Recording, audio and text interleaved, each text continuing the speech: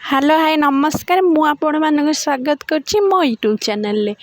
आज आम करवा सुखुआ राई।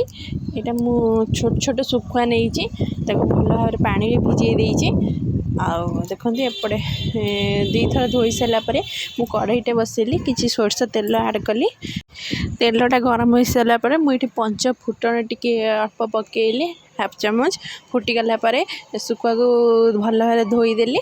धोईकी भल चिपुड़ी मुझे पकई देची। आम 5 ରୁ 10 मिनट ए भाजवा। यही सुखुआटी ना है कोकली सुखुआ।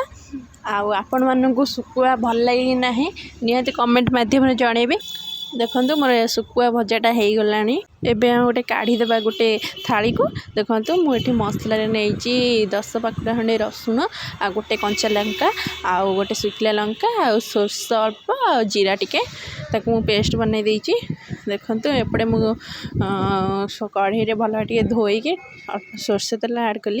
आप चाहिए भी पंचफुटन आड करेंगे। मुझे कहूँ पंचफुटन आड करनी मुझे डायरेक्ट मसला जो पेस्टा बनई देती पकईदेली। देखो टिके पेस्ट मु हल्दी अल्प आड कली भल भाव गोलैदेली। टिके मसलाटा आम जारिबा। मीठे स्वाद अनुसार लुण आड करछि भल भाव टे गोलैदेली। देखो मोर मसलाटा प्राय कषि गला। मसला सोरष मसला को बेसी आम कषानी अल्प समय कषा। देखो मोर मसलाटा कषि जाता मुझे अल्प पानी आड करी। आपको जी झोल रखिए से हिसाब से पानी देवे।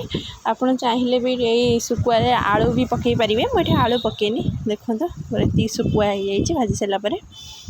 देखो मोर फुटिला सोरष मसलाटा मुझे भाजिकी रखी सुखुआटा पकईदेवी। टे गोलैदेवा टे फुटवा को छाड़ीदे 5 मिनट। देखो मोर सुखुआटा फुटीगला मुझे घोड़देवी। देखो मोर 5 मिनट खंडे हो जाता मुझे काढ़ी देखुची। देखो प्राय मोर झोल ठीक हो गला आ सुखुआटा भी हो गला। एबे आम गैसटा बंद करदे। जदि आपण मानक मोर ये कोकली सुखुआ रेसिपी भल लगी था निहाती लाइक शेयर सब्सक्राइब करने को जम्मा भूलि और कमेंट निहाती जनइबे। रही नमस्कार। देखा पुणी नुआ रेसिपी रे।